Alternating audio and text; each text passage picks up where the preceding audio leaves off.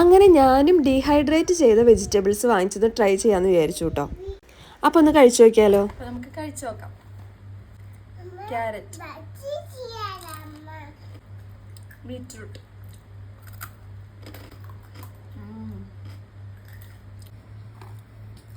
വെണ്ടയ്ക്ക,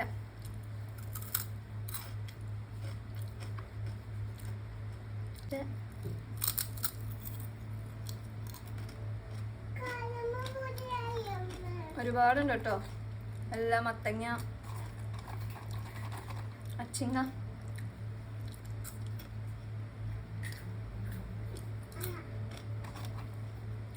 എല്ലാ വെജിറ്റബിളും, ഒട്ടുമിക്ക എല്ലാ വെജിറ്റബിൾസും ഉണ്ട്.